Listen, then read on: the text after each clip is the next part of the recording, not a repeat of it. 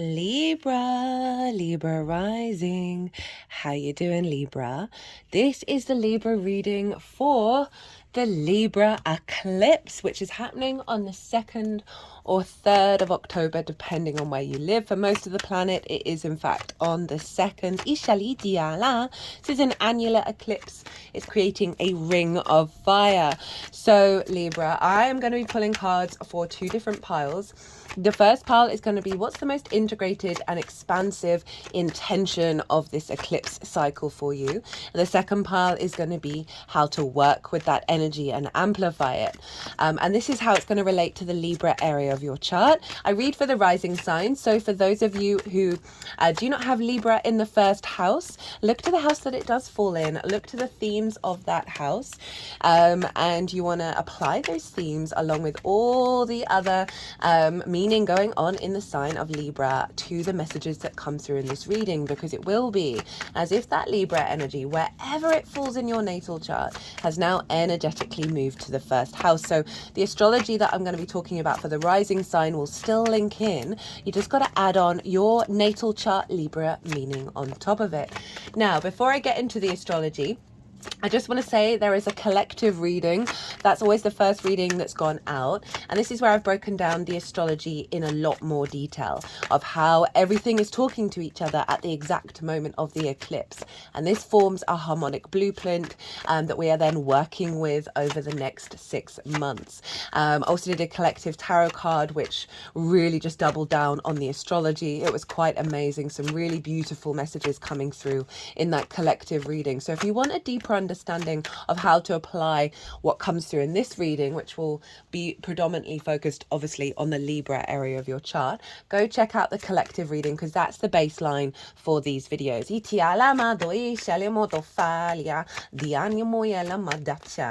And in that collective reading, again, I'm tapping into the energy that this is the most integrated and expansive for our soul's journey. And so that way you can apply it to anything that's really going on in your life in the Libra area of your chart, right? So this can be the challenges and the blessings, or the confusion. And if you're seeking clarity, is to go back to that intention, and then you can see how that's showing up, right? And if, as I say, if something's a bit confusing, you can zoom out and go, okay, well, if this is the intention, the clarity is going to come through with that beyond that confusion. I'm also going to pull an oracle card for you. Where have I left that oracle deck? Yeah, an oracle card for you when I've finished with the tarot. So let's get in with the astrology. Libra rising. This is happening in your first house. This is the last Libra new moon. There is an eclipse that's going to be happening for another 18 years.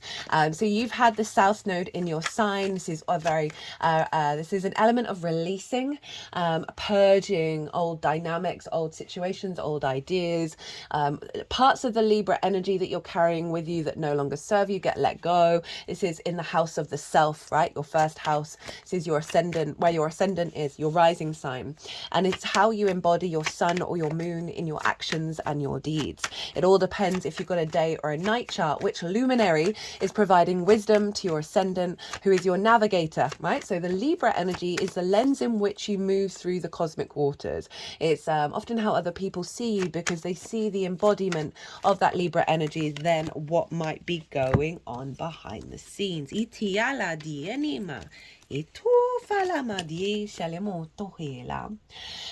so this is a new moon and an eclipse. It's not a total eclipse, it's an annular eclipse, and this means the moon isn't completely covering the sun. It's creating a ring of fire, and I talk about the meaning of that in the collective reading, so go check that out, because it was such an amazing message that came through with that one.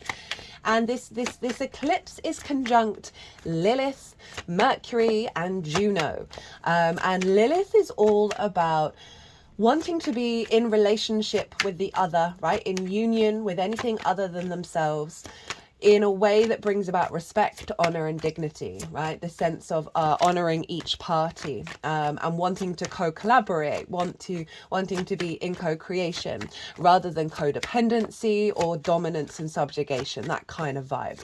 And I love that she's conjunct this new moon with Mercury. Mercury is allowing you to perceive more information around how you embody yourself. It's also having Mercury linked into this eclipse cycle in the first house. It's very you're very able to pick up information through your vessel, right? Through your body, about your environment, and you get a lot of clues and synchronicities around that. But just again, a deeper understanding of self, being able to perceive information and perspectives and information that are going to help elevate that deepening of self, right? Back to the South Node. As I said, a releasing energy, but it's also about a deeper esoteric refinement of self is what you've been going through. You may have just felt more withdrawn, or not really, there may have been difficulties of emerging of self because you've been working through old patterns and bringing depth to the elevation of who you are. It's kind of a withdrawal energy. It's about it's the inner journey, and the inner exploration, and bringing depth and nuance to it. So it's a very powerful transit that you're going to see a massive shift when the nodes move into Virgo and Pisces. And that's when, because you've refined your embodiment of self, it's going to move into your 12th, which I will do a nodal series on that one, where the unconscious realms, the trauma responses, the limiting beliefs are going to fall away very quickly because of the work that you've been doing since the nodes moved into Libra and Aries in July last year. So it's a phenomenal transit that you're currently in at the moment, Libra. And so, as I said, conjunct Mercury and Lilith, being confident, speaking your truth, Libra. Hello, new viewers. Forgot to mention at the beginning of the video, I channel multi-dimensional energies through my body, both in the form of physical and vocal light language. At least they are the most obvious ones. You're seeing the physical light language, and you just heard a very excitable energies at what I just said. And that is a form of vocal light language. And all of this brings in healing, attunement, and activation codes to the messages that come through in these readings. So, as I said, very confident speaking your truth. And then Juno is there. Juno in the first is a deep commitment to self. And that embodiment of self, of how you walk your talk, how you're in awareness of who you are. One of the things with the South Node in the first can be a falling away, and also can be difficulties around self-awareness, how you connect to how you look like. So there may have been certain issues with that over the last, since July last year. But overall, that's helping you release those sort of social anxieties around that, and the distortive collective expectations of how we should behave and how we should look, right? You've really been elevating that and stepping into your own power. So that is an incredibly powerful eclipse going on in your first house. Now, with eclipse energy, before I forget, I keep forgetting to say these at the beginnings of the videos. At the moment, win Libra season, anyone who books a reading through my website will get double the amount of time for the reading that they've booked.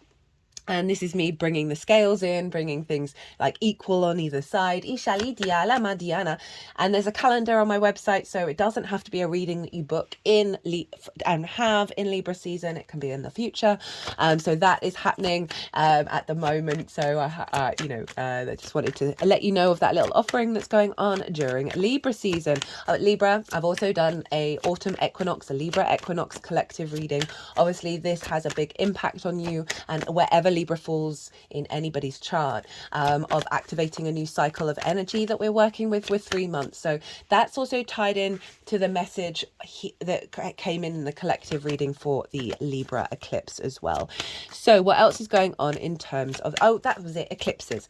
So unless you've worked with eclipse energy and you're comfortable with it, unless your intuition is telling you in the lead up of what you need to do, I strongly recommend the best way of working with eclipse energy, because it's when the sun and the moon meet on both the horizontal and the vertical axis, which doesn't happen very often. And also it's linked into 18-year cycles. So it's to do with bigger, longer term trajectory energy, which we might not have the conscious awareness of what's truly best for us. We've got to get out of our way and allow our higher self to work with that energy. So I find the best way of navigating this is not making any plans, obviously, unless you're intuitively guided to do so.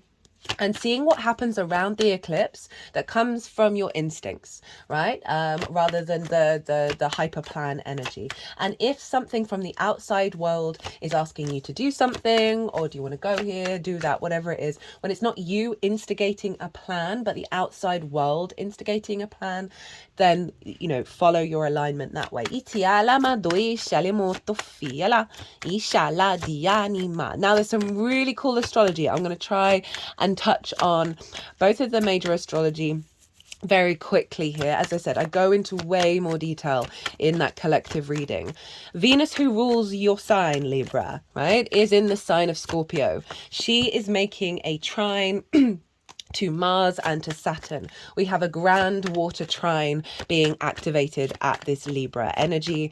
And this is bringing an alignment into our emotional body, releasing wounds around relationship dynamics, right? That have got us stuck in the hamster wheel of repeating cycles over and over again, right? Mars, Venus, our passion and our motivation, our desire and our desire and connection and love are in alignment with Saturn by way of trine, and a trine is by Jupiter. This is bringing a sense of bringing things together, elevating the water energy, elevating your intuition, your sense of love, your sense of magic, your sense of your imagination, that flow within you, clearing some wounds and then elevating and bringing that into harmony where your intuitive body is in alignment with your longer term goals and your integrity and your commitment, because not only is Juno linked into commitment, but so too Saturn. And so we've got the two personal planets of Mars and Venus, right? Your actions and your desires in alignment with Saturn, who's all about integrity and commitment. Ituela dianima, I enima, utofianima, I shalamadoetenimo, totinima, I ana, ina, ela, dielama, ot. Right, where's that oracle deck? Dianama. So that's a real powerhouse of energy going on that's influencing this Venusian energy. Okay, that's two. We only want the one. Thank you. And that's still two. A very powerful energy of Venus being in Scorpio, of revealing things from our fixed emotional body, that we are transmuting that energy and finding the clear truth of how we want to connect, right? How do we want to bring balance and harmony and equilibrium into ituela dienima etufala dienimala di shelimoi tinima diala di enimoi anima etinima ishalama duinima etufala. Just cut the deck of this oracle card and got closing door, like a closing door on what's happening. Ituela. I'm going to do another oracle card just because I'm really enjoying this deck at the moment. So we're closing a door on old wounds and old cycles around how you perceive yourself and how you understand how you move through the world, right? The beautiful, beautiful energy showing up here. We also have Mars and Ceres squaring this energy, and that's in your 10th and your 4th house. So there's a balance of, through your understanding of self and your intuitive actions, coming into an alignment with the nourishment and balancing that with your home and your life purpose and your life path. So a real clarity of self. We've got the Temperance card, which is the alchemical process of the self, right? The real refinement of turning lead into gold and bringing that angelic frequency onto this planet. So this is the baseline energy for, I love the King of Cups underneath that, being confident in the eye of the storm with your emotional body. That this is letting you know that the main intention of this eclipse is for you to recalibrate the self into a higher frequency. And with Mars in your 10th of your life purpose, your career, Ceres, the asteroid representing nourishment and abundance, in the 4th, coming into a T square, right? Opposition, Mars and Ceres, forming 2 squares to the this lunation in your 1st house. And the release point of a T square is the bottom of the T. So the release point is you, right? The more that you're refining and exploring and deepening yourself, the more you're going to find a happy, holistic life. Strong home, strong career. So the most integrated and expansive intention of this eclipse for you, my lovely Libras. Now, before I start, I just wanted to, regulars, I've been going on about relationships in your life. You've got the North Node over in Aries, and obviously that's still linked into this eclipse. And the balance of that came through very clearly in the collective reading. If relationships, one-on-one relationships in your life aren't working, Saturn in your sixth of how you work and co-creation and collaboration, because it's dealing with co-workers. If they're not working that serve your life purpose and your career, where Mars is right now, then you are moving away from them, right? I've seen it with clients and the people that I interact with. Overall, that being a general theme for wherever Libra is. But particularly the Libra risings of really having a priority over self, even though you're striving towards more confident, autonomous relationships with people. You're seeing a lot of the old patterns come up, and each cycle that happens, each lunation cycle of like slowly building further and further away and realizing, no, I don't need to attach myself to that anymore. Anyway, so the integrated and expansive intention of this eclipse, the good, the bad, the beautiful, and the ugly. We have the 10 of Wands in reverse. We have the Queen of Pentacles, the Four of Pentacles, and then the 10 of Cups in the upright. So releasing a lot of karmic burden around how you perceive the world and your existence within it, right? It's also fire, so we can link it into the Aries energy of the other. But the 10 of Wands in the upright is having so much to do, carrying all of the burden. Think of the donkey, right? But it's the perspective around it. It's the instinct around it that it feels like you've just been in this loop forever, right? They're so hunched over, they can't even see it's a beautiful day, right? So being worn down by the weight of self. That South Node can feel very draining. So there's definitely that energy around your body just feeling heavy, your embodiment of self, how you see yourself, of not feeling upright and vibrant because of the weight that you've been working through with these eclipse cycles. All of which is, as I said, is refining your understanding of who you are. So the intention of this eclipse is releasing that. And it's interesting that it's fire with Temperance, which is Sagittarius, of a real release around the blocks in your instincts that have distorted your understanding of who you are, and put a weight on it rather than a lightness of being. So this eclipse is turning that in reverse, right? These ones are falling away. It might not be that you don't have, it's a diminished in all the things that you need to do, but there isn't that weight, that isn't that heaviness of, it's just a trudging forward and never being able to rest or celebrate or enjoy your life. It then comes with the Queen of Pentacles. Queen of Pentacles, deep nourishment, deep nurturing energy of re-establishing you back in the 3D world, right? That South Node in the first can see you a little isolated from going out and about in the world, right? It's a very inner, esoteric experience. And so this is a real, I love this energy coming through of really nurturing yourself in the 3D world, being able to cultivate a level of abundance. But it's a queen, it's not quite direct action of the king. It's saying you are bringing this nurturing energy into your being, giving yourself good advice, seeing your actions through the lens of, is this going to create abundance in my life? Is this going to ground me, give me stability? Is this going to see the flowers bloom? And now Ceres is in your fourth house of the Capricorn energy, and this is a Capricorn card of that root system of the fourth, your home, your private life, that root system really gathering a lot of nutrients, of feeling strong in your foundations, where you're you're embodying yourself in the world of cultivating abundance, eating it rather than the weight and never being able to have the party at the end of it. Four of Pentacles, love this. This card for me is all about being in your own sovereign frequency, that the outside world is no longer distorting how you manifest and create in the world. I often see this sort of energetic force field here. We have the Pentacle underneath the feet, on the heart, and on top of the crown chakra.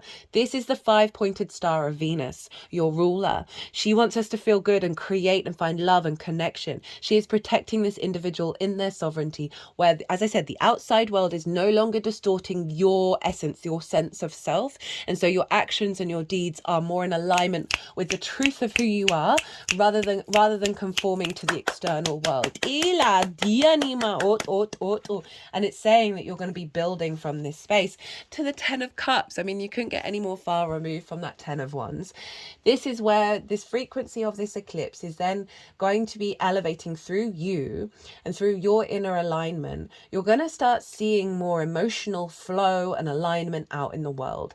This card is all about the externalization of your inner gratitude, your inner peace, your inner serenity, right? Of things where it's to do with other people or other situations that are coming true, right? So that job that you wanted, the home, moving in with somebody, having the nuclear family, creating in your garden, and just seeing the externalization of this rainbow, of this alignment.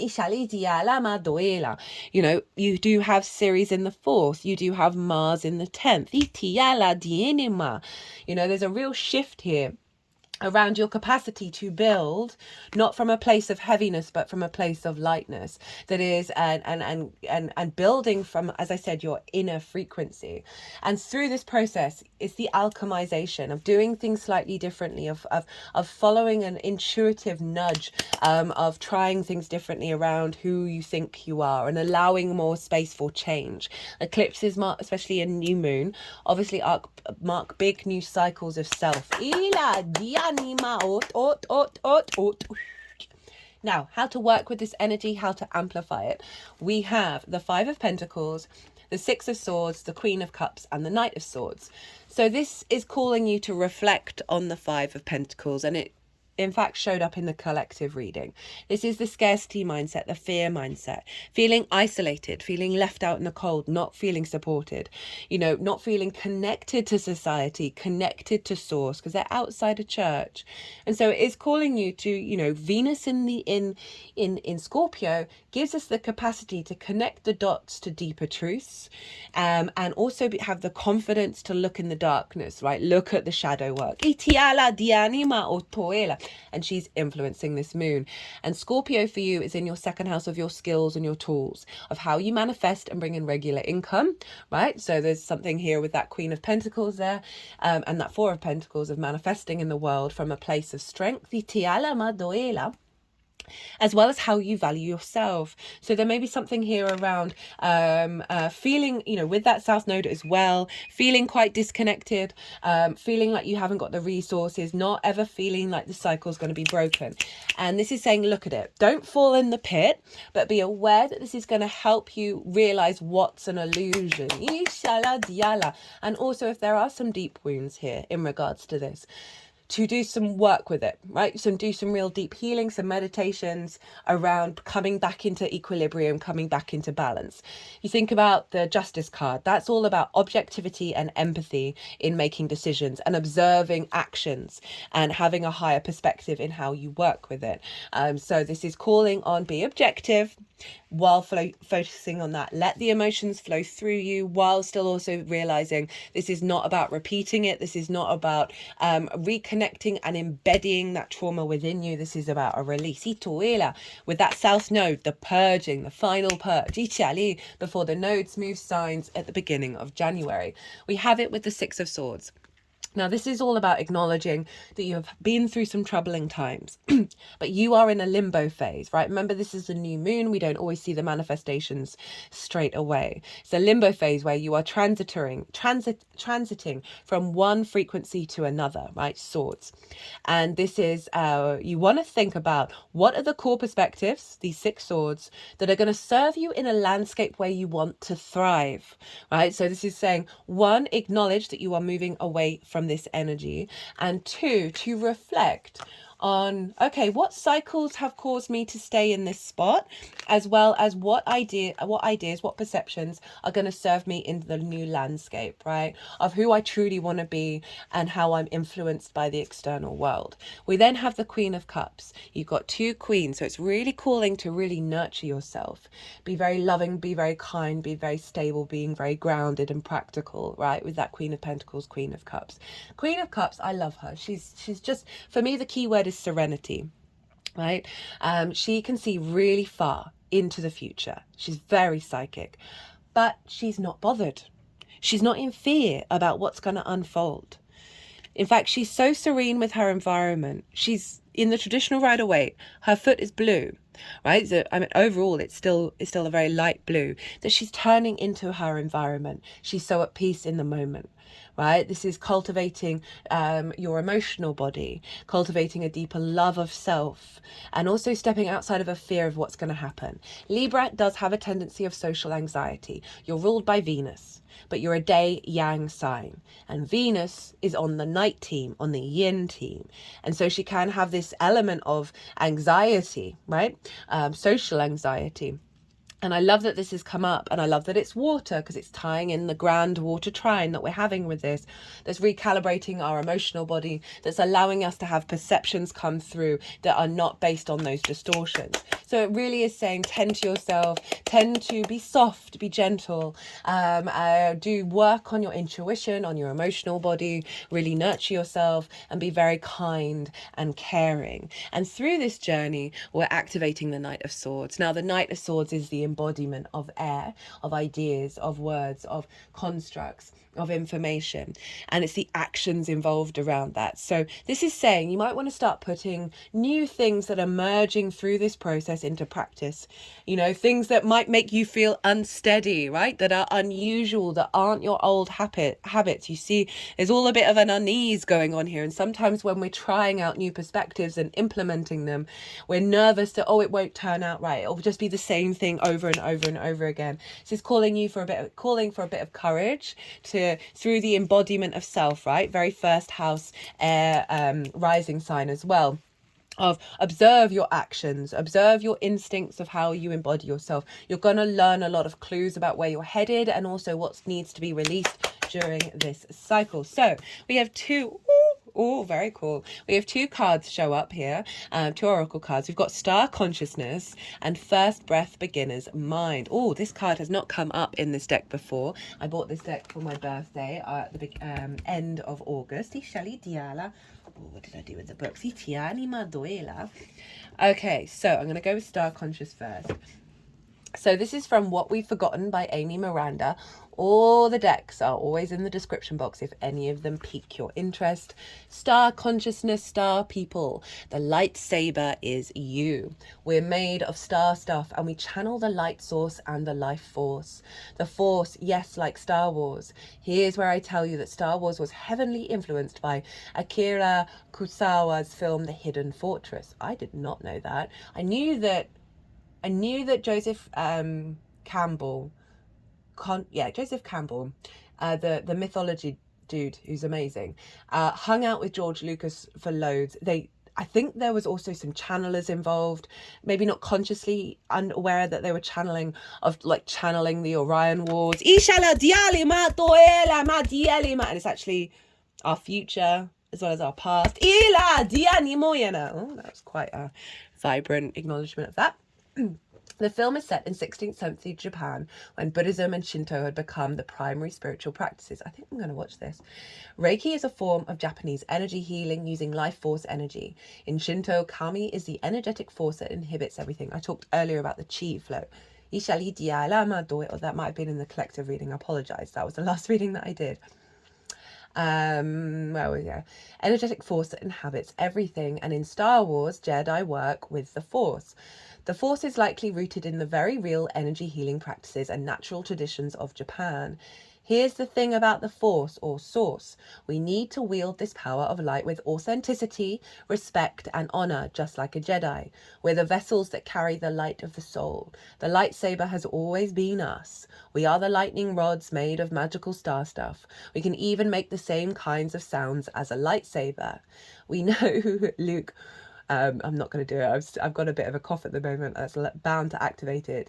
We know Luke Skywalker and Mark Hamill are always trying to do right by the Force. But what does your own life look like through the lens of a Jedi? How would employing your star consciousness, high Jedi council, if you will, higher intelligence or higher self impact your daily life? How does it feel to wield the Force? Now, one, love that in terms of reflection through your actions, of understanding your own integrity. Saturn's involved with this in your 6th house of work, of how you figure things out. So you've got a lot of support here. As well as I feel like this energy is redirecting of self. Where was that phrase? Of I need to wield this power of light with authenticity, respect, and honor. Those 3 key words of who you are, right? It's also going on the first pile, which is the intention, is to activate this within you. And this is what we've forgotten of who you are, that you are, in fact, 3rd generation Stardust. You are source, and we are embodied in a vessel that is in alignment. This human body is amazing, right? The 1st house is all about the body, of finding more truth within it, finding more equilibrium. The first breath, a fresh start and renewed curiosity, natural trust, beginner's mind. When the first breath card shows up for you, it's time to leave the old stories and tales behind. You have arrived. Take a deep breath and another. There is nothing else you need to do but take in the new world that is revealing itself around you. Trust your natural curiosity. That's tying in with that Knight of Swords. There is no need to dwell on how difficult the journey has been. Hello, 6 of Swords. And also, like, not dwelling on the difficulty, but what the lessons are behind this. Chiron's over in Aries, opposing Juno. Go check out the collective reading where I talk about that, of wounds around scarcity with that you're going to get a heightened level of wisdom by reflecting on but not attaching yourself to. There is no need to dwell on how difficult the journey has been or how tight the passage to get to where you are now. Just take it all in and experience the awe and wonder of your arrival at this destination. Even if it's a familiar place you have come to many times before, try to experience it as if for the first time, for you are renewed and the old you is no longer your concern. Very appropriate. Practice the beginner's mind, not labeling or naming what you see and experience. That situation that was so difficult only a few days ago, just be with it and breathe. You have already gone beyond it, have overcome and resolved it, even if no one else realizes this yet. Soon enough they will as you move on. Do not squander the power of first breath, giving the old narrative mouth-to-mouth resuscitation. Use it for new beginnings, to animate a world you can play and create in. Do not underestimate the power of your breath and the magic of the word. And obviously the breath is very much linked into the air suit. So this may be about calling you to do some breathwork meditation when you perhaps are feeling overwhelmed and feeling that you are giving resuscitation to the old narratives. Is just take that moment, give yourself some clarity, and then be open to the possibility of new versions of yourself emerging. And whenever I say new, I just mean things that we have forgotten, that have been buried under the layers and layers of our existence. Well, Libra, what a beautiful and empowering message. Remember, this cycle here with this lunation, this eclipse, is all part of the deeper refinement of the self. Coming to your own truth, being able to express that and embody it without worrying that it's going to create scarcity. Okay, Libra, be good to yourselves, be good to those around you, safe travels, and be well until we meet again.